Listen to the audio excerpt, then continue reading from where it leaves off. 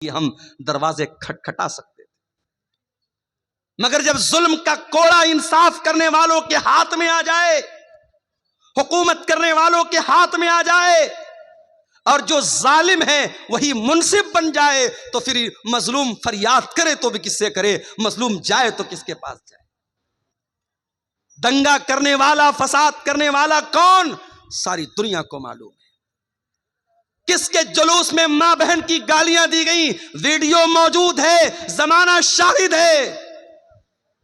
مگر آج ہندوستان کی تاریخ لکھنے والا لکھے گا کہ ظلم کی تاریخ کیسے لکھی جا رہی تھی، کس طریقے سے مظلوموں کے گھر گرائے جا رہے تھے، کس طریقے سے مظلوموں کے بچوں اور عورتوں پر ظلم کیا جا رہا تھا۔ یاد رکھو میرے بھائیو، اللہ کا قانون یاد رکھو، اللہ کی سنت یاد رکھو۔ اللہ اپنی دھرتی پر کبھی ظالموں کو برقرار نہیں رکھتا، ظالموں کی حکومت کو برقرار نہیں رکھتا۔ اللہ نے اس دھرتی پر مشرک اور کفر کرنے والوں کی حکومتوں کو برقرار رکھا ہے، مگر ظالم کو اللہ نے جڑ سے اکھاڑ کے پھینک دیا۔ ہر ظالم اپنا انجام یاد رکھے۔ عربی میں کہاوت ہے لکل فرعون موسیٰ، ہر فرعون کے لیے اللہ تعالیٰ نے کسی موسیٰ کو تیار کر کے رکھا۔ موسیٰ علیہ السلام جا رہے ہیں، پیچھے فرعون ہے، سامنے پانی ہے، قوم کے لوگ کہتے ہیں Musa we will be arrested, we will be captured, ہم تو پکڑ لیے جائیں گے، گرفتار ہو جائیں گے۔ موسیٰ علیہ السلام کہتے ہیں اے میری قوم کے لوگوں، ڈرنے کی ضرورت نہیں ہے، ان معی ربی سیہدین، میرا رب میرے ساتھ ہے، میرا رب ضرور کوئی نہ کوئی راستہ نکالے گا۔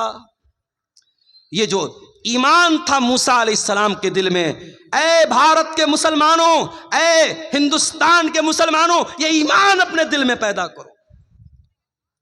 تم اللہ اکبر کی صدا دینے والے ہو، تم لا الہ الا اللہ کا کلمہ پڑھنے والے ہو، تمہارا ایمان حکومتوں پر نہیں ہے، تمہارا ایمان سیاسی پارٹیوں پر نہیں ہے۔ ان سیاسی پارٹیوں نے کل بھی استعمال کیا تھا، آج بھی تمہیں استعمال کر رہے ہیں اور آئندہ بھی کرتے رہیں گے۔ تم ایمان لائے ہو رب واحد کی ذات پر، اس اللہ کی ذات پر اپنے ایمان کو مضبوط کرو، اس اللہ سے اپنے تعلق کو جوڑ دو میرے بھائی۔ موسیٰ علیہ السلام نے کہا میرا رب میرے ساتھ ہے، وہ ضرور کوئی نہ کوئی راستہ نکالے گا۔ ابھی اتنا کہا تھا موسیٰ علیہ السلام نے کہ قرآن کہتا ہے فَأَوْحَيْنَا إِلَى مُوسَىٰ أَنِ اضْرِب بِّعَصَاكَ الْبَحْرَ، ہم نے موسیٰ کو حکم دیا کہ اپنی لاٹھی کو پانی کے اوپر جا کے مار دو۔ سامنے ندی ہے، دریا ہے، دریا کی گہرائی کتنی ہو سکتی ہے آپ اندازہ نہیں لگا سکتے۔ دریائے قلزم بہت بڑی ندی ہے، وہ ندی سامنے تھی، حضرت موسیٰ گئے اور لاٹھی کو جا کر کے پانی پر مارا۔ جیسے ہی لاٹھی کو پانی پر مارا ہے، ابھی میں ممبئی گیا تھا ایک ہفتہ پہلے، ممبئی میں ایک برج ہے، اس کو اٹل سیتو بولتے ہیں، اٹل سیتو 22 کلومیٹر کا برج ہے، سمندر کے اندر بنا ہے۔ اللہ اکبر، 1-2 کلومیٹر نہیں، 22 کلومیٹرز، 22 کلومیٹر کا برج کہاں بنا ہے؟ سمندر کے اندر بنا ہے۔ انسان کو اللہ اگر اتنا دماغ دے سکتا ہے کہ انسان سمندر میں برج بنا سکتا ہے، وہی 22 کلومیٹر لمبا، تو وہ اللہ جس نے انسان کو اتنا مائنڈ دیا ہے، اتنا دماغ دیا ہے، اس اللہ کے لیے کون سی بات ناممکن ہے میرے بھائی؟ موسیٰ علیہ السلام نے لاٹھی کو مارا، نہ کوئی انجینئر آیا، نہ کوئی نقشہ بنا، نہ کوئی پلر کھڑا ہوا، بیچ میں راستہ بن گیا۔ پانی، ایک طرف کا پانی ادھر رک گیا، ایک طرف کا پانی ادھر رک گیا، اور بیچ میں راستہ بن گیا۔ اب موسیٰ علیہ السلام اپنے ساتھیوں کو لے کے چل پڑے۔ ذرا امیجن کرو، تصور کرو، دونوں طرف پانی رکا ہوا ہے اور موسیٰ علیہ السلام بیچ میں جا رہے ہیں اپنے ساتھیوں کے ساتھ۔ فرعون نے دیکھا موسیٰ جا رہے ہیں، ان کے ساتھ ایمان والے جا رہے ہیں، اور پانی بیچ میں رکا ہوا ہے، بیچ میں راستہ بنا ہوا ہے۔ فرعون نے اپنے لشکر سے کہا چلو تم بھی اسی راستے پر چلو، فرعون بھی چل پڑا، فرعون کا لشکر بھی چل پڑا۔ موسیٰ علیہ السلام اور ایمان والے ندی کو پار کر گئے۔ جب اس پار چلے گئے، اللہ نے پانی کو ملا دیا، پانی کو ملا دیا اللہ نے۔ اور جیسے ہی پانی کو ملا دیا فرعون ڈوب گیا، فرعون کے تمام لشکر کے لوگ ڈوب گئے۔ جب فرعون ڈوبنے لگا تو کہتا ہے آمنت بالذی آمنت بہ بنو اسرائیل، اے اللہ میں تیرے اوپر ایمان لاتا ہوں، میں توبہ کر رہا ہوں، اے اللہ میں اس اللہ کے اوپر ایمان لاتا ہوں جس پر بنی اسرائیل ایمان رکھتے ہیں۔ اللہ نے فرمایا الآن وقد عصیت من قبل، اے فرعون ساری زندگی تو گناہ کرتا رہا، ساری زندگی ایمان والوں کو ستاتا رہا، ساری زندگی موسیٰ علیہ السلام کو ستاتا رہا، آج جب موت کو سامنے دیکھا تو ایمان لا رہا ہے، اے فرعون آج تیرا ایمان ایکسپٹ نہیں کیا جائے گا۔ پتہ یہ چلا کہ موت سامنے دیکھنے کے بعد توبہ ایکسپٹ نہیں ہوگی، اس لیے موت کے آنے کے پہلے توبہ کرو۔ جتنا دان کرنا ہے، جتنا نیکی کا کام کرنا ہے، موت دیکھنے کے پہلے کر لو، موت دیکھنے کے بعد توبہ کرو گے توبہ قبول نہیں ہوگی۔ کبھی کسی مرنے والے کو دیکھا ہے؟ مرنے والے کی آنکھیں اٹھ جاتی ہیں، وہ جب موت کے فرشتے کو دیکھتا ہے نا کانپ جاتا ہے، اس کی آنکھیں پتھرا جاتی ہیں۔ موت جب سامنے آ جائے، ہم جب کسی کو مرتے ہوئے دیکھتے نا تو اس کی بولی بند ہو جاتی ہے، اس کی بات چیت بند ہو جاتی ہے، یعنی اب اس نے موت کو دیکھ لیا، اب توبہ کرے گا تو توبہ کا کوئی مطلب نہیں۔ تو موت کو دیکھنے کے پہلے توبہ کرو۔ فرعون بھی موت کو دیکھ کر کے توبہ کر، اللہ نے کہا تیری توبہ قبول نہیں ہوگی۔ اتنے بڑے بڑے محل فرعون نے بنائے تھے، کتنے بڑے بڑے باغات تھے، کتنے بڑے بڑے محل تھے، ندیاں تھی، نہریں تھی، تالاب تھے، سوئمنگ پول تھے۔ اللہ فرماتا ہے کم ترکو من جنات وعیون وزروع ومقام کریم ونعمت کانوا فیہا فاکہین کذالک وأورثناہا قوما آخرین۔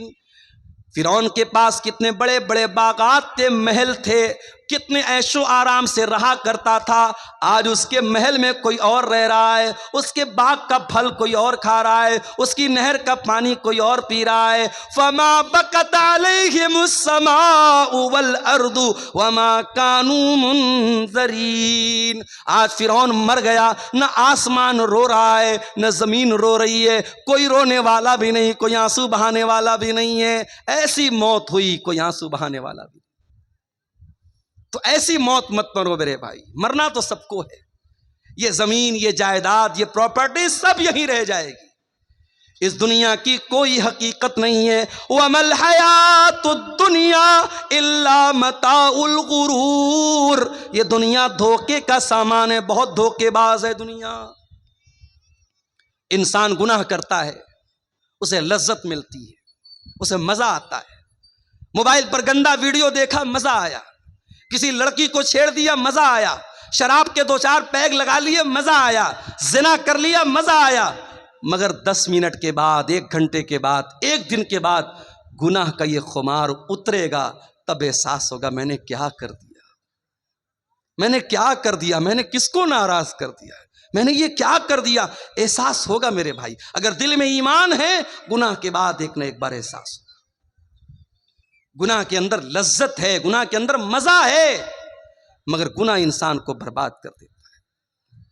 اس دنیا کے چکر میں پڑ کے تم گناہ کر رہے ہو، دنیا کی عورتوں کے چکر میں پڑ کے جوانی برباد کر رہے ہو۔ ارے چکر میں پڑنا ہے تو ذرا جنت کی عورتوں کے چکر میں پڑو، اگر تیاری کرنا ہے تو جنت کی نعمتوں کے لیے کرو، دنیا کی عورتوں کے ساتھ، دنیا کی لڑکی۔ ابھی میں پٹنہ گیا تھا، ایک سفر تھا میرے، ہمارے ایک دوست تھے ساتھ میں، پٹنہ کی مارکیٹ میں نے دیکھا ایک نقاب پوش لڑکی، برقع والی لڑکی غیر مسلم لڑکے کے ساتھ ٹہل رہی ہے۔ ہمارے ایک ساتھی تھے بنارس کے، میں نے کہا دیکھو بھائی یہ کیا ہو رہا ہے؟ بولے مولانا کوئی حیرت کی بات نہیں ہے۔ میں نے کہا کیوں؟ کہا یہ ٹائم پاس ہے، لڑکی کو بھی پتا ہے کہ میں ٹائم پاس کر رہی ہوں، لڑکے کو بھی پتا ہے میں ٹائم پاس کر رہا ہوں، دونوں سیریس نہیں ہیں، گھوم رہے ہیں۔ ایسا بھی ہوتا ہے کہ لڑکی ایک لڑکے کے ساتھ صبح گھوم رہی ہے، دوپہر میں دوسرے لڑکے کے ساتھ گھوم رہی ہے، شام کو تیسرے لڑکے کے ساتھ گھوم رہی ہے، یہ چل رہا ہے، ٹائم پاس ہو رہا ہے۔ یہ عورتیں ہیں دنیا کی، یہ لڑکیاں ہیں دنیا کی۔ اور جنت کی عورتیں کیسی ہوں گی؟ لم یطمثہن انس قبلہم ولا جان، جنت کی عورتیں اتنی پاک دامن ہوں گی، اتنی پاک صاف ہوں گی، ان کو کسی انسان نے کبھی ٹچ نہ کیا ہوگا، کبھی چھوا نہیں ہوگا، نہ انسان نے نہ جنات نے کبھی ٹچ نہیں کیا ہوگا۔ دنیا کی عورتیں، ان کے ساتھ بہت ساری گندگی بھی لگی ہوئی ہے، ظاہر ہے انسان کی باڈی ہے، انسان پیشاب بھی کرتا ہے، پاخانہ بھی کرتا ہے، ناک سے گندگی بھی نکلتی ہے، بلغم بھی نکلتا ہے، عورتوں کے ساتھ دنیا کے اور بھی مسئلے مسائل ہیں، لیکن جنت کی عورتوں کے ساتھ کوئی مسئلہ مسائل نہیں ہوگا۔ وَلَهُمْ فِيهَا أَزْوَاجٌ مُطَهَّرَةٌ، دنیا کی عورتوں کے ساتھ تو بہت سارے مسائل اور گندگیاں ہیں، لیکن جنت کی عورتیں بالکل پاک اور صاف ہوں گی۔ عبداللہ ابن عباس اس آیت کی تفسیر میں کہتے ہیں لا یحزنا، جنت کی عورتوں کو پیریڈ نہیں آئے گا، ولا یحدثنا، ان کو پیشاب و پاخانہ کی حاجت نہ ہوگی، ولا یتنخمنا، ان کو تھوک اور بلغم کی گندگی نہیں ہوگی، پاک اور صاف عورتیں۔ دنیا میں جو عورت دوپٹہ اوڑھتی ہے، اوڑھنی اوڑھتی ہے، پردہ کرتی ہے، سمجھ جاؤ کہ وہ جنتی عورت ہے، اس لیے کہ جنت کی عورت کے سر پر بھی دوپٹہ ہوگا۔ اللہ کے نبی فرماتے ہیں، بخاری اور مسلم کی روایت ہے، لَوِ اطَّلَعَتْ إِلَى الدُّنْيَا، اگر جنت کی عورت دنیا میں ایک مرتبہ جھانک دے، ایک نظر ڈال دے، مَلَأَتْ مَا بَيْنَهُمَا رِيحًا، اس کی خوشبو سے زمین و آسمان بھر جائیں گے، اتنی بہترین خوشبو۔ جنت کی عورت صرف ایک نظر جھانک دے دنیا میں، اس کے پرفیوم سے، اس کے فریگرنس سے، اس کی خوشبو سے، اس کے سینٹ سے دنیا بھر جائے گی۔ وَلَنَسِيفُهَا عَلَى رَاسِهَا خَيْرٌ مِّنَ الدُّنْيَا وَمَا فِيهَا، اور جنت کی عورت کے سر پر جو دوپٹہ ہوگا، اللہ اکبر، اللہ نے جنت کی عورت کے سوٹ کا ذکر نہیں کیا، اس کے گاؤن کا ذکر نہیں کیا، اس کے فراک کا ذکر نہیں کیا، اللہ کے نبی کہہ رہے جنت کی عورت کے سر پر جو دوپٹہ ہوگا، وہ دوپٹہ بھی دنیا اور دنیا کی تمام دولت سے بہتر ہوگا۔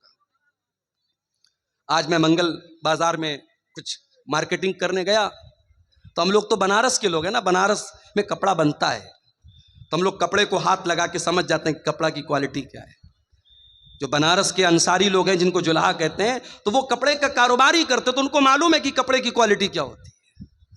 ایک مرتبہ اللہ کے نبی کے پاس ریشم کا کپڑا آیا۔ ریشم کا کپڑا اس زمانے میں بھی بڑا قیمتی مانا جاتا تھا، آج بھی بہت قیمتی مانا جاتا ہے۔ بنارس میں آپ جائیں گے ساڑی کی مارکیٹ میں، 500 روپے کی ساڑی بھی ہے، 50,000 روپے کی بھی ساڑی۔ 50,000 کی ساڑی میں کیا اسپیشل ہے؟ اس میں پیور ریشم ہے، پیور سلک ہے، اور اس میں اوریجنل سونے کی زری ہے، تو اس کی قیمت 50,000 روپیہ بھی ہے۔ بڑی بڑی بالی ووڈ کی جو ہیروئنوں ہوتی ہیں، ان کا جو لہنگا ہوتا ہے، جو ساڑی ہوتی ہے، بنارس سے تیار ہو کے جاتی ہے۔ تو اللہ کے رسول صلی اللہ علیہ وسلم کے پاس ریشم کا کوئی کپڑا آیا۔ اب صحابہ کرام عرب کے رہنے والے تھے، ریشم وہاں نہیں بنتا تھا، ریشم کا کپڑا نہیں ملتا تھا، موٹے موٹے کپڑے مکے میں پہنے جاتے تھے، ٹاٹ وغیرہ ٹائپ کے کپڑے، جوٹ وغیرہ کے کپڑے پہنے جاتے تھے۔ تو جب یہ ریشم کا کپڑا آیا تو صحابہ اس کو چھو کر کے کہنے لگے کہ کتنا سافٹ ہے، کتنا ملائم ہے، کتنا نرم ہے۔ صحابہ کرام کو بڑی حیرت ہونے لگی۔ اللہ کے پیارے نبی نے فرمایا اتعجبون من ھذا، اے میرے صحابہ تمہیں اس پر بڑا تعجب ہو رہا ہے، بڑا آشچر ہو رہا ہے، بڑی حیرت ہو رہی ہے۔ لمنادل سعد بن معاذ فی الجنت خیر من ھذا، اے میرے صحابہ جنت میں حضرت سعد بن معاذ کو جو ہینڈ کرچپ ملے گا، جو رومال ملے گا، جو دستی ملے گی، جو مندیل ملے گا، اے میرے صحابہ یہ دنیا کے ریشم کا کپڑا فیل ہے اس جنت کے رومال کے سامنے۔ اتنا سافٹ ہوگا حضرت سعد بن معاذ کا رومال۔ جب جنت کا رومال اتنا سافٹ ہوگا تو جنت کا کپڑا کتنا پیارا ہوگا۔ اللہ نے جب جنت کے کپڑے کا ذکر کیا تو فرمایا ثیابا خضرا من سندس واستبرق، جنتیوں کے بدن پر ریشم کا کپڑا ہوگا، اور ریشم بھی دو ٹائپ کا ہوگا، ایک ریشم سندس ہوگا اور ایک ریشم استبرق ہوگا۔ سندس بولتے ہیں جو باریک ریشم ہوتا ہے، اور استبرق جو تھوڑا موٹا ریشم ہوتا ہے۔ میری ایک بچی کا نام سندس ہے، ایک بچی کا نام استبرق ہے، یہ قرآن کی انہی آیتوں کی روشنی میں نے رکھا ہے۔ سندس کے معنی بھی ریشم ہوتا ہے، استبرق کے معنی بھی ریشم ہوتا ہے۔ تو جنتیوں کا کپڑا اتنا عالی شان ہوگا۔ تم دنیا کے کپڑے پر مر رہی ہو میری بہنوں، تم اپنی الماری پہ کپڑے نہار رہی ہو، اپنے وارڈروب میں کپڑے نہار رہی ہو، اور اپنے میک اپ آئٹم کو دیکھ رہی ہو، اپنی جویلری باکس کو دیکھ رہی ہو۔ آؤ ذرا جنت کی جویلری تیار کرو، ذرا جنت کے کپڑے تیار کرو، ذرا جنت کے لیے اپنے آپ کو تیار کرو۔ دنیا کی زندگی کی کیا حقیقت ہے میرے بھائی؟ آگاہ اپنی موت سے کوئی بشر نہیں، آگاہ اپنی موت سے کوئی بشر نہیں، سامان 100 برس کا ہے پل کی خبر نہیں۔ کتنی عورتوں کو میں نے دیکھا، بڑے کپڑے اکٹھا کرتی تھیں، بڑی جویلری اکٹھا کرتی تھیں، مر گئی۔ آج ان کے کپڑے ان کی بیٹیاں لے کے جا رہی ہیں، ان کی بہویں لے کے جا رہی ہیں، ان کی پڑوس کی عورتیں لے کے جا رہی ہیں، ان کے رشتہ دار کی عورتیں لے کے جا رہی ہیں۔ آپ نہیں جانتے کپڑا آپ کا ہے کل کون پہنے گا، مکان آپ کا ہے کل کون رہے گا، نعمتیں آپ کی ہیں، دولت آپ کی ہیں، کل کون فائدہ اٹھائے گا۔ آگاہ اپنی موت سے کوئی بشر نہیں، سامان 100 برس کا ہے پل کی خبر نہیں۔ ایک بہت بڑے بادشاہ گزرے، ان کا نام تھا ہارون رشید۔ ہارون رشید ایک مسلمان بادشاہ تھے، خلیفہ تھے۔ ان کے دور میں ایک بہت اللہ کے نیک بندے تھے، ان کا نام تھا ابن سماک۔ ہارون رشید ایک مرتبہ ابن سماک سے ملنے کے لیے گئے۔ اے ابن سماک، آپ بہت بڑے عالم دین ہیں، میں آپ کے پاس آیا ہوں، آپ سے مسئلہ مسائل نہیں پوچھنا ہے، میں آپ سے بس یہ پوچھنا چاہتا ہوں کہ کچھ نصیحت کر دیجئے، کوئی پیغام مجھے دے دیجئے، کوئی میسج دے دیجئے، کوئی سندیش دے دیجئے، کوئی نصیحت دے دیجئے۔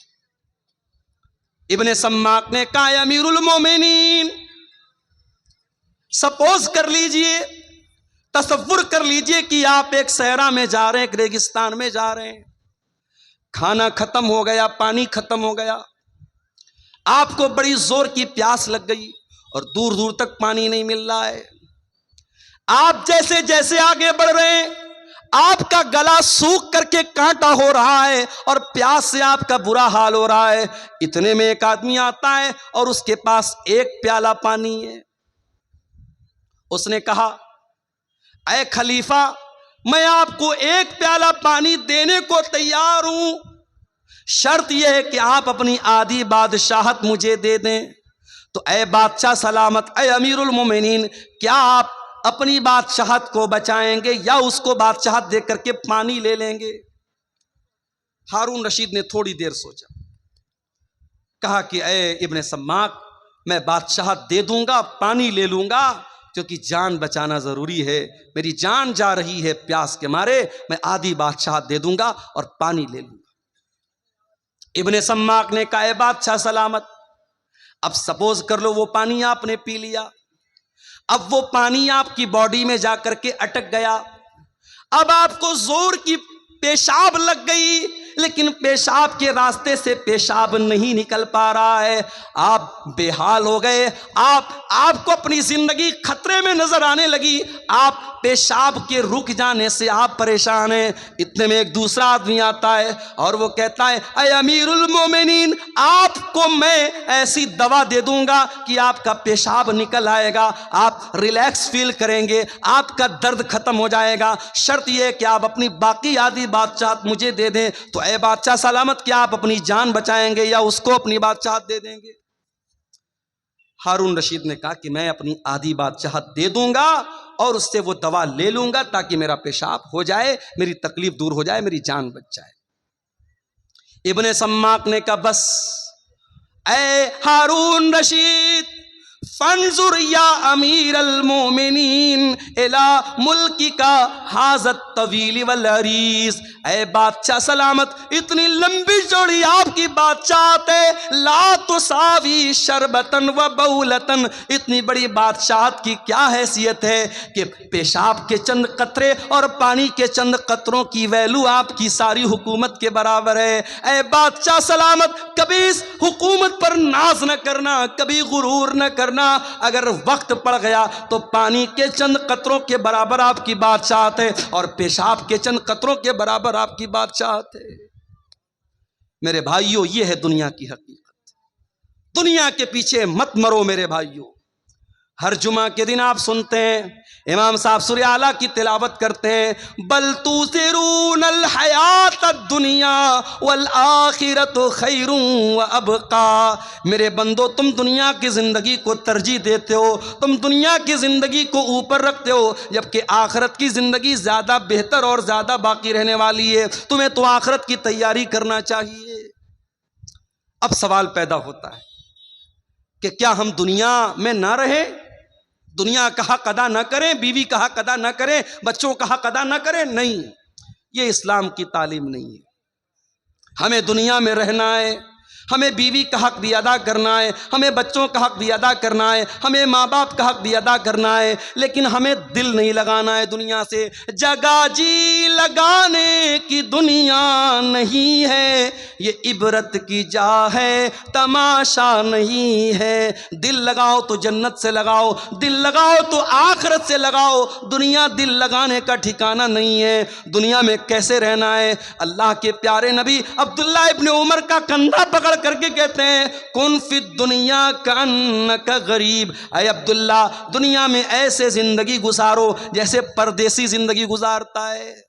بہار کے بہت سارے لوگ بمبئی میں رہتے ہیں، بمبئی میں دنگا ہو جاتا ہے، فساد ہو جاتا ہے، تو بمبئی میں جو بہار کا رہنے والا، یو پی کا رہنے والا، بنگال کا رہنے والا آدمی ہے، وہ ڈر جاتا ہے کہ یار میرا تو یہاں کوئی نہیں ہے، یہ تو پردیس ہے، میرا گاؤں نہیں ہے، میرا علاقہ نہیں ہے، میرا کیا ہوگا؟ وہ رہتا ہے بمبئی میں، کماتا ہے بمبئی میں، کھاتا ہے بمبئی میں، مگر اسے اپنا اصل وطن یاد رہتا ہے، وہ کٹیہار کے فلاں گاؤں کا رہنے والا ہے، وہ گاؤں سے یاد رہتا ہے۔ اللہ کے نبی فرماتے ہیں تم دنیا میں اس طریقے سے زندگی گزارو جیسے کوئی اجنبی، کوئی پردیسی زندگی گزارتا ہے، او عابر السبیل، یا ایسے زندگی گزارو جیسے کوئی مسافر زندگی گزارتا ہے۔ مجھے کل کٹیہار سے نکلنا ہے، انٹر سٹی پکڑنا ہے، انٹر سٹی پٹنہ جا رہی ہے، راستے میں بیگو سرائے بھی آ رہا ہے، راستے میں مانسی بھی آ رہا ہے، راستے میں مہیش کھنڈ بھی آ رہا ہے، راستے میں برونی بھی آ رہا ہے۔ مجھے بھوک لگے گی، میں اتر کر کے چپس لے لوں گا، میں بسکٹ لے لوں گا، میں نمکین لے لوں گا، مگر مجھے معلوم ہے مجھے پٹنہ تک جانا ہے، میری منزل پٹنہ ہے، میری منزل بنارس ہے، میں جا کر کے ٹھہروں گا اپنی منزل پر، میں جا کر کے رکوں گا اپنی منزل پر، میں بیچ کے اسٹیشنوں سے فائدہ تو اٹھا سکتا ہوں، مگر میرا ٹارگٹ میری منزل ہوگی، میرا مقصد میری منزل ہوگی۔ اللہ کے نبی کہہ رہے ہیں دنیا میں ایسے زندگی گزارو جیسے مسافر زندگی گزارتا ہے۔ اور صحابہ کرام ہماری طرح رات میں 2-2 3-3 بجے تک تقریر نہیں سنتے تھے۔ نبی نے اتنی حدیث بیان کی، عبداللہ ابن عمر نے سن لیا۔ اب عبداللہ ابن عمر خود کہتے ہیں او لوگو کان کھول کر کے سن لو، اذا اصبحت فلا تنتظر المساء، جب صبح ہو جائے تو شام کا ویٹ نہ کرو، شام کی پرتیکشا نہ کرو، شام کا انتظار نہ کرو، شام ہو جائے تو صبح کا انتظار نہ کرو۔ او میری پیاری ماں بہنوں، او میرے پیارے نوجوان ساتھیوں، جاؤ ذرا بستر پہ سونے کے پہلے یہ حدیث یاد کر لینا، یہ سوچ کر کے بستر پہ جانا، اے اللہ اگر آج کی رات میری زندگی کی آخری رات ہو گئی، اے اللہ سارے اعمال تو گناہوں سے بھرے ہیں، سارا رجسٹر تو گناہوں سے بھرا ہے، اے اللہ اگر اسی حال میں تیرے پاس چلا گیا، اے اللہ تو اسی حال میں تیرے پاس میں چلی گئی، اے اللہ میرا کیا بنے گا، میرا کیا حال بنے گا۔ میرے پیارے ساتھیوں، جب رات میں بستر پہ سونے جایا کرو تو یہ ایک بار سوچ لیا کرو، اللہ کے حضرت عبداللہ ابن عمر کہتے ہیں جب شام ہو جائے تو صبح کا انتظار مت کیا کرو، اور صبح ہو جائے تو شام کا انتظار مت کیا کرو۔ اور آگے فرماتے ہیں وَخُذْ مِنْ صِحَّتِكَ لِمَرَضِكَ، اور جب تمہاری تندرستی موجود ہے تو تم بیماری کے دن کی تیاری کر لو، اور اپنی زندگی میں موت کی تیاری کر لو، موت کی تیاری کر لو۔ ماشاءاللہ کٹیہار بڑی ترقی پر ہے۔ میں آج مارکیٹ میں گیا، ہمارے کچھ دوست لوگ بھی ساتھ میں تھے، کتنے بڑے بڑے ریسٹورنٹ بن گئے ہیں۔ اسٹیشن کے سامنے ایک چھوٹا سا ہوٹل تھا، بسم اللہ ہوٹل، آج گیا تو دیکھا بہت بڑا سا ریسٹورنٹ بنا ہے، اس کا نام ہے تندوری محل۔ بڑے بڑے ہوٹل کھل رہے ہیں کٹیہار میں۔ ابھی حیدرآباد میں گیا تھا، 1-2 مہینہ پہلے میرا سفر تھا، کچھ ساتھیوں کے ساتھ رات میں نکلا، میرا خیال ہے کہ رات کے 12 یا 1 بج رہے تھے۔ دوستوں نے کہا چلیے مولانا آپ کو چائے پلاتے، میں نے کہا یار 12-1 بج رہا ہے، چائے ملے گی؟ بولے چلیے آپ حیدرآباد میں ہیں۔ حیدرآباد میں چائے کی ایک بہت بڑی دکان ہے، نام نوٹ کر لو، کبھی جانا تو چائے پی لینا، نیلوفر ہوٹل، نیلوفر نام ہے، لڑکی کا نام نہیں بتا رہا، ہوٹل کا نام بتا رہا ہوں، نیلوفر۔ رات کے 1 بجے میں گیا ساتھیوں کے ساتھ، میں سوچا یار رات کا 1 بجا ہے، 2-4 لوگ وہاں ہوں گے، گیا تو وہ بھیڑ ہے، رش ہے، مردوں کا، عورتوں کا، لڑکوں کا، لڑکیوں کا، مسلمانوں کا علاقہ ہے، مسلم میجورٹی علاقہ ہے، اور رش بھرا پڑا ہے۔ تو اب حیدرآباد شہر ہے بھائی، کھانے پینے کا شہر ہے، اب کٹیہار میں بھی وہ چیزیں آ رہی ہیں، پورنیہ میں بھی وہ چیزیں آ رہی ہیں، ترقی پر ہے زمانہ، زمانہ ترقی پر تو ہے میرے پیارے ساتھی، لیکن یہ بات یاد رکھو، ترقی کا مطلب یہ نہیں ہے کہ آپ اپنے اللہ کو بھول جائیں۔ 4 پیسے آ گئے، اسٹینڈرڈ بن گئے، گھر میں اسٹینڈرڈ پن آ گیا، اس کا مطلب یہ نہیں کہ آپ کے گھر کی عورتیں پردہ کرنا بند کر دیں۔ اسٹینڈرڈ بن گئے تو قرآن پڑھنا بند کر دو، ایسا نہیں ہے میرے بھائی، قبر کے اندر یہی قرآن آپ کے کام آئے گا۔ میں نہیں منع کرتا تم اپنے بچوں کو میڈیکل کی تعلیم دو، میں منع نہیں کرتا، اپنی بچیوں کو تم اعلیٰ تعلیم دو، میں منع نہیں کرتا، مگر واللہ میرا کلیجہ دکھتا ہے جب کٹیہار کے بڑے بڑے کالجوں میں مسلمان لڑکی چہرہ کھول کر کے بے پردگی کے ساتھ اپنے بوائے فرینڈ کے ساتھ، اپنے بیچ میٹ کے ساتھ، اپنے کلاس میٹ کے ساتھ گھوم رہی ہے، پارکوں میں گھوم رہی، تو تکلیف ہوتی ہے کہ یہ قوم تعلیم حاصل کر رہی ہے، اس قوم کی لڑکیاں تعلیم حاصل کر رہی ہیں یا بے حیائی کر رہی ہیں، بے پردگی کر رہی ہیں۔ حالات یہ ہیں، لڑکی 8-9 سال کی ہوتی ہے، لڑکا 10-12 سال کا ہوتا ہے، ابھی لڑکا بہت چھوٹا ہے، لڑکی بہت چھوٹی ہے، ابھی دنیا کی بہت ساری باتیں ان کو معلوم بھی نہیں ہے، مگر یوٹیوب نے ان کو سکھا دیا ہے، فیس بک نے ان کو سکھا دیا ہے، انسٹاگرام نے ان کو سکھا دیا ہے، 9-9 سال کی لڑکیوں کے بھی بوائے فرینڈ موجود ہیں، 10-12 سال کے لڑکوں کی گرل فرینڈ موجود ہیں۔ میں اسی سماج کی اور اسی معاشرے کی حقیقت آپ کو بتا رہا ہوں میرے واللہ میرے پیارے نوجوان ساتھیوں، میری بہنوں، دنیا کی یہ تعلیم آپ حاصل کیجئے، مگر اکبر الہ آبادی کا وہ شعر میں آپ کو سناتا ہوں، تم شوق سے کالج میں پڑھو، چرخ پہ جھولو، جائز ہے غباروں میں اڑو، چرخ پہ جھولو، بس ایک سخن بندے عاجز کا رہے یاد، اللہ کو اور اپنی حقیقت کو نہ بھولو۔ آپ کتنے بڑے کالج میں بھی پڑھ لیجئے، لیکن آپ کو یہ نہیں بھولنا ہے کہ آپ مسلمان ہیں۔ اللہ کی قسم، کرناٹک کی وہ لڑکی جو نقاب میں اسکول جا رہی تھی، کالج جا رہی تھی، اور دنگائیوں نے اور فسادیوں نے اس کو دیکھ کر کے نعرہ لگایا تھا، اور اس لڑکی نے جس کا نام مسکان تھا، اس نے نعرہ تکبیر کی صدا بلند کی تھی، اللہ اکبر کہا تھا، ساری دنیا کے مسلمانوں نے اس لڑکی پر فخر کیا تھا۔ اور آج بھی بڑے بڑے کالجوں میں جو لڑکی نقاب میں رہتی ہے، اپنی حیا سے سمجھوتا نہیں کرتی، اپنے پردے سے سمجھوتا نہیں کرتی، وہ پرائم منسٹر سے بھی ڈگری لینے جاتی ہے تو نقاب میں جاتی ہے۔ ایسی لڑکیوں پر ہمیں فخر ہے میرے بھائیوں، ایسی بہنوں پر ہمیں فخر ہے۔ تعلیم حاصل کرو، مگر قرآن کی بھی تعلیم حاصل کرو۔ یہ مدرسے، یہ چھوٹے چھوٹے مدرسے آج سیمانچل میں ترس رہے ہیں، ان کا انفراسٹرکچر دیکھ لو۔ میں کتنے مدرسوں میں جا کے دیکھا میں نے کہ ٹین کا شیڈ لگا ہوا ہے اور کچی زمین ہے، بچے بیچارے اس پہ پڑھ رہے ہیں۔ کشن گنج میں ایک مدرسے میں گیا، بہترین تعلیم ہو رہی ہے، اچھی پڑھائی ہو رہی ہے، مگر انفراسٹرکچر نہیں ہے۔ یہ بڑے بڑے نیتا آتے ہیں ہمارے ہاں، ان منسٹروں سے، ان نیتاؤں سے، ان ایم پیز اور ایم ایل اے سے کہو کہ ان مدرسوں کو بھی تھوڑا دھیان دیں۔ آج کتنے مدرسے میرے بھائیوں، نہ ان کے پاس انفراسٹرکچر ہے، نہ ان کے پاس ٹیچروں کو دینے کی ڈھنگ کی سیلری ہے، بیچارے سال میں ایک جلسہ کرتے ہیں، اور جلسے میں بھی جو لوگ آتے ہیں تقریر سنتے ہیں، کتنے لاکھ روپے کا جلسے پہ خرچ ہو جاتا ہے، اور آخر میں جو بچت ہوتی ہے مدرسے والوں کو بہت تھوڑی سی بچت ہوتی ہے۔ یہ تکلیف کی بات ہے میرے بھائیوں، یہ درد کی بات ہے۔ ان مدرسوں میں پڑھنے والے، قرآن پڑھنے والے بچوں کو حقیر سمجھتے ہیں ہم، واللہ انہیں حقیر مت سمجھو۔ تم ڈاکٹر بن جاؤ، تم انجینئر بن جاؤ، تم IAS آفیسر بن جاؤ، مبارک ہو تمہیں۔ یہ قرآن پڑھنے والے، یہ دبلے پتلے بچے، یہ پتلی دال پینے والے بچے، یہ بغیر چھلا ہوا آلو کھانے والے بچے، یہ جاگیر کا کھانا، اپنی عزت اور خودداری کو کچل کر گھروں سے لے جا کے ٹفن لے کر کھانا لانے والے یہ بچے، انہیں حقیر مت سمجھو میرے بھائیوں۔ اللہ کے نبی فرماتے ہیں خیرکم من تعلم القرآن وعلمہ، تم میں سب سے بہترین انسان وہ ہے جو قرآن کو سیکھتا ہے اور قرآن کو سکھاتا ہے۔ قبر میں یہی قرآن آپ کے کام آئے گا۔ قبر میں منکر نکیر آئیں گے، پوچھیں گے من ربو کا، تیرا رب کون ہے؟ تو کہے گا میں انٹر پڑھ کے آیا ہوں، میں گریجویشن کر کے آیا ہوں، میں نے BCA کیا، میں نے MCA کیا، میں نے نیٹ نکالا، میں نے فلاں ایگزام پاس کیا۔ فرشتہ پوچھے گا من نبیوں کا، تیرے نبی کون ہے؟ ما دینوں کا، تیرا دین کیا ہے؟ اگر آپ نے دنیا کی ساری تعلیم حاصل کی ہے، اگر آپ نے رب کا قرآن نہیں پڑھا ہے، اگر آپ نے محمد رسول اللہ کی حدیثوں کو نہیں پڑھا ہے، قرآن و سنت کو نہیں پڑھا ہے، آپ منکر نکیر کے سوال کا جواب نہیں دے پائیں گے۔ اس سوال کا جواب اگر چاہیے تو قرآن پڑھنا پڑے گا، حدیثوں کو پڑھنا پڑے گا۔ میرے بھائیوں، آج کا دور تو بہت اچھا دور ہے، آج آن لائن بھی آپ دین کی تعلیم حاصل کر سکتے ہیں۔ اپنی بہنوں سے کہنا چاہوں گا جو کالج میں پڑھتی ہیں، جو یونیورسٹی میں پڑھتی ہیں، اے میری پیاری بہنوں، آج ایسے کورس بھی ہو رہے ہیں، آن لائن کورس ہو رہا ہے۔ لاک ڈاؤن میں خود میں نے کئی کورس چلائے آن لائن، اور مجھے بڑے فخر کے ساتھ آج میں دبئی تک میرے اسٹوڈنٹ موجود ہیں۔ میرے پاس میسج آتا ہے مولانا صاحب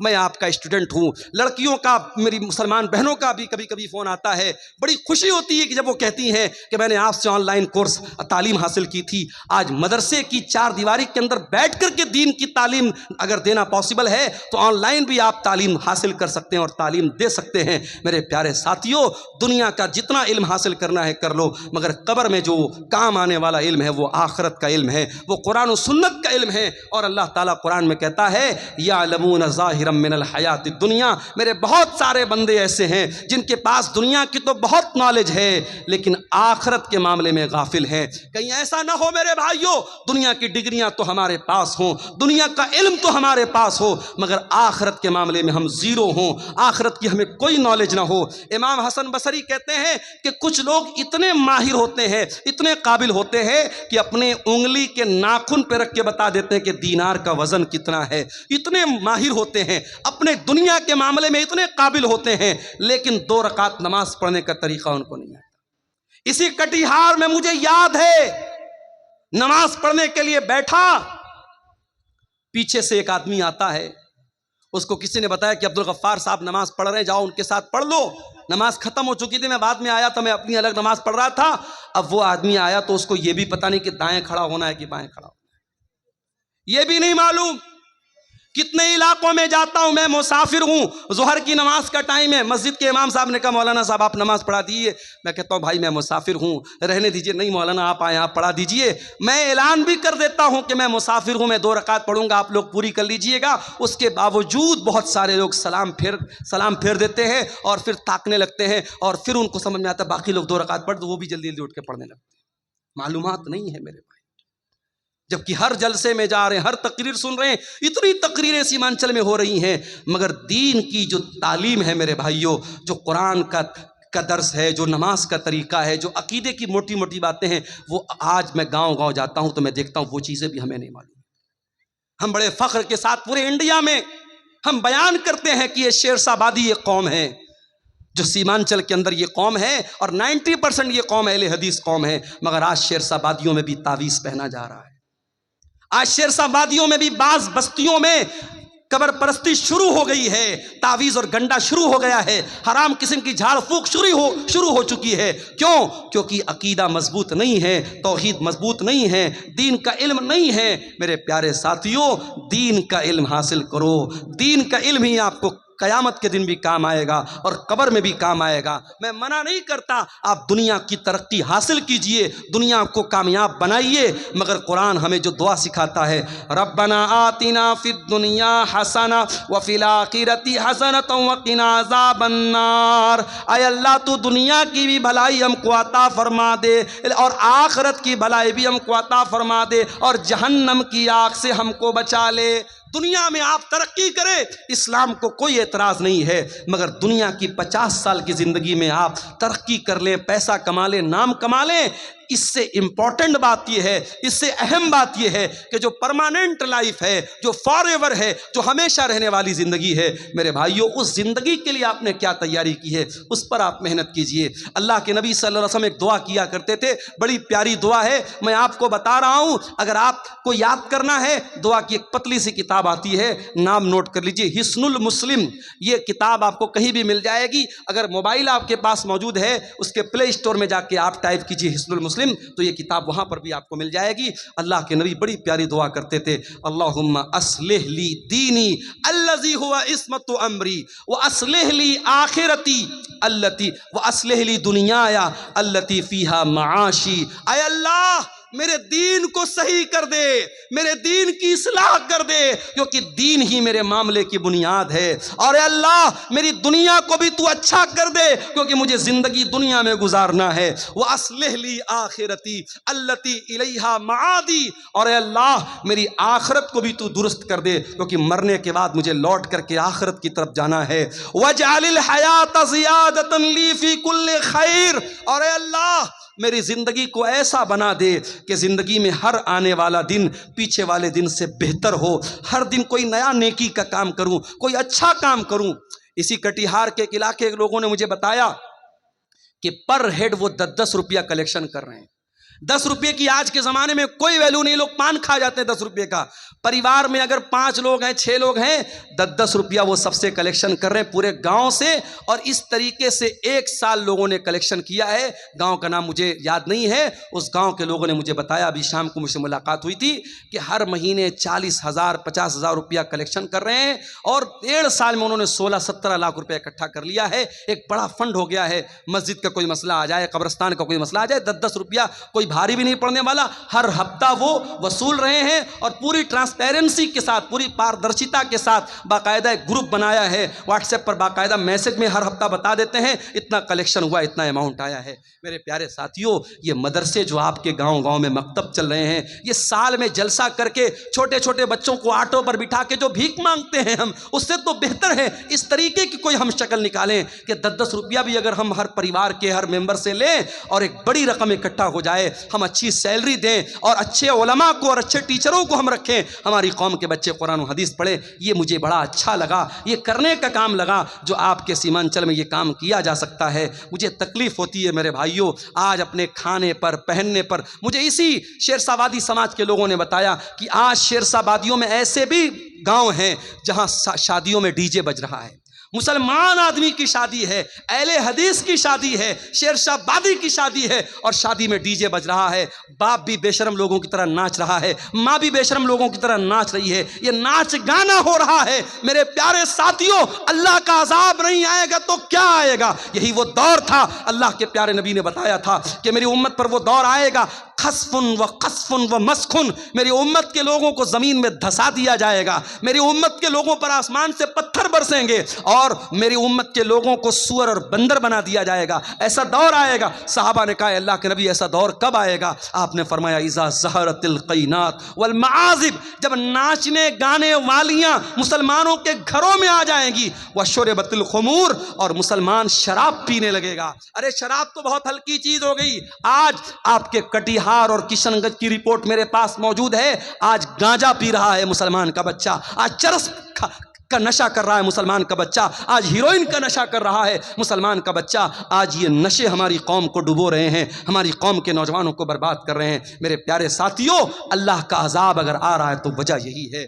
میرے عزیزوں، تقریر کر لینا اور کرا لینا، جلسے کر لینا کرا لینا، یہ کمال نہیں ہے۔ کمال یہ ہے کہ ہم اپنے آپ کو جانچیں اور پرکھیں کہ ہمارا سماج کل کہاں تھا اور آج کہاں ہے۔ اگر رات بھر تقریر سننے کے بعد بھی فجر کی نماز میں ہمارے پاس نمازی نہیں ہے، اگر شراب کے اڈوں پر کوئی کمی نہیں آ رہی ہے، اگر عورتوں کی بے پردگی میں کوئی کمی نہیں آ رہی ہے، اگر دل میں اللہ کا ڈر پیدا نہیں ہو رہا ہے، تو معاف کیجیے، ہم فیل ہو رہے ہیں، ہماری ساری محنت بیکار ہو رہی ہے۔ ہمیں اس پر غور کرنے کی ضرورت ہے۔ اتنا بڑا سرمایہ سیمانچل میں ہزاروں جلسے ہو رہے ہیں، امت کا کیپٹل لگ رہا ہے، امت کا سرمایہ لگ رہا ہے۔ ان جلسوں سے ہم کیا حاصل کر رہے ہیں؟ ہماری قوم کیا حاصل کر رہی ہے؟ ہم اپنے اندر سدھار کر رہے ہیں کہ نہیں کر رہے ہیں؟ اپنے اندر پریورتن کر رہے ہیں کہ نہیں ہے؟ اس پر ہمیں غور کرنے کی ضرورت ہے۔ میرے عزیزوں، آج کا یہ جلسہ مسجد کے لیے جلسہ تھا۔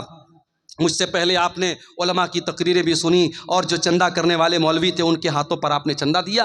جاتے جاتے بھی میری گزارش ہے کہ اللہ کے گھر میں آپ تعاون کر کے جائیے گا۔ ہمارے یہاں لوگ LIC لیتے ہیں۔ LIC کا ایک نعرہ ہے زندگی کے ساتھ بھی اور زندگی کے بعد بھی۔ میں آپ کو بتا دوں کہ مسجد میں آپ کا 10 روپیہ بھی لگا ہے، مسجد میں آپ کا 100 روپیہ بھی لگا ہے، تو یہ LIC کی جو پالیسی ہے نا، وہ تو دنیا میں آپ کے کام آئے گی۔ وہ بھی حرام طریقے سے پیسہ کما رہے ہیں آپ، LIC کا جو پیسہ سکتا ہے، لیکن یہ آپ جو پیسہ لگائے ہیں مسجد میں، یہ آپ کو آخرت میں کام آئے گا۔ اللہ کے نبی نے کچھ چیزوں کا ذکر کیا ہے جو مرنے کے بعد بھی انسان کے کام آتی ہیں، اس میں ایک چیز کیا ہے؟ او صدقۃ جاریۃ، ایسا صدقہ انسان کر کے جائے جو اس کے مرنے کے بعد بھی کنٹینیو جاری رہے۔ میرے عزیزو، مسجد اور مدرسے کی عمارت میں لگنے والا آپ کا پیسہ صدقہ جاریہ ہے۔ آج ہم لوگ بڑے خوش ہوتے ہیں، صاحب مولانا مطیع الرحمان صاحب کے ذریعے مسجد بن رہی ہے، فلاں مولانا صاحب کے ذریعے مسجد بن رہی ہے۔ کبھی آپ نے غور کیا یہ جتنے مشاری کا کام کرنے والے علماء ہیں، یہ اپنا پیسہ تو نہیں لگا رہے ہیں؟ یہ عرب کے کچھ لوگ ہیں، اللہ کے نیک بندے ہیں، کوئی اپنی ماں کے نام سے مسجد بنوا رہا ہے، کوئی اپنے باپ کے نام سے ٹیوب ویل لگوا رہا ہے، کوئی اپنے بھائی کے نام سے مدرسہ بنوا رہا ہے۔ جو جذبہ عرب کے لوگوں میں پیدا ہوا اور ہندوستان اور بہار، بنگال اور نیپال میں ان کے پیسے سے مسجد بن رہی ہے، تو وہ جذبہ کیا ہمارے اندر پیدا نہیں ہو سکتا؟ میرے پیارے ساتھیوں، وہ جذبہ یقیناً پیدا ہو سکتا ہے۔ وہ جذبہ پیدا کرو، ہم اپنے لیے جو بنائیں گے وہ یہیں رہ جائے گا، جو دنیا کے لیے، امت کے لیے چھوڑ کے جائیں گے وہ انشاءاللہ آخرت میں ہمارے کام آئے گا۔ اس لیے جن کو اللہ نے نوازا ہے وہ اس طریقے کے نیکی کاموں میں بڑھ چڑھ کے حصہ لیں۔ دنیا کی حقیقت کے موضوع پر یہ چند باتیں آپ کے سامنے میں نے رکھی ہیں۔ اللہ سے اس دعا کے ساتھ رب العالمین ہمیں دنیا کے ساتھ ساتھ آخرت کی تیاری کرنے کی توفیق عطا فرمائے۔